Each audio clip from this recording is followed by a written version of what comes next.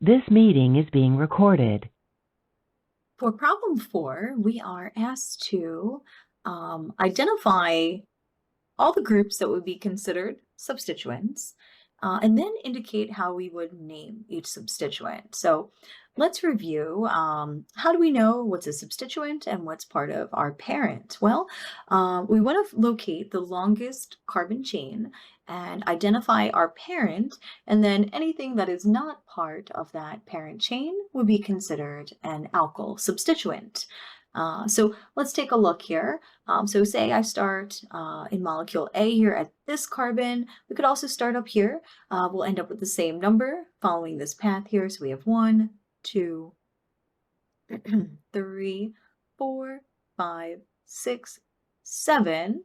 And now if I go down, I would have 9 carbons as well. But if I go up here, remember the rule would have the highest number of substituents possible. If I went down, I would lose a substituent, right? I would only have one substituent if I went down instead of two, that result going up. So this is my parent, 1, 2, 3, 4, 5, 6, 7, 8, 9 carbons in my longest chain. So my parent is a nonane, but we're not asked to identify the parent name, we're asked to identify our substituent. So I'm going through and I'm circling everything that hasn't been highlighted as part of our parent chain. So we have a total of 1, 2, 3, 4, 5 substituents. And we'll name these based on the number of carbons in each group. So this has 1 carbon in this first substituent here, so this will be a methyl. This down here, this is also a methyl, just that single line coming out means 1 carbon. And then there's also a methyl up top here.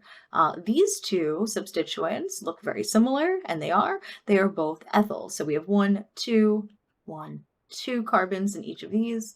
And instead of ethane, again, we change the ending to YL. Oh, we've got the L there. So we have 3 methyl substituents and 2 ethyl substituents. All right, let's take a look at our next compound here.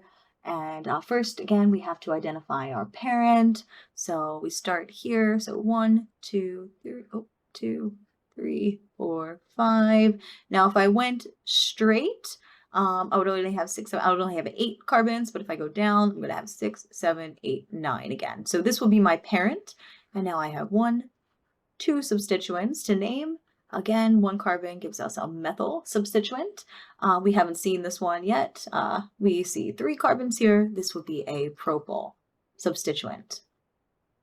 In our last compound here, we're going to, again, have to identify the longest chain, our parent. So if we start here, we have 1, 2, 3, 4, 5, 6, 7, 8.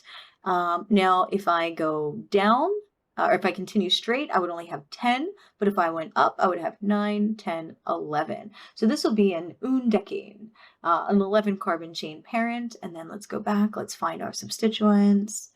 1, 2, 3, 4, 5 total substituents. So again, a 2 carbon substituent, this will be an ethyl. 1 carbon is a methyl. Methyl.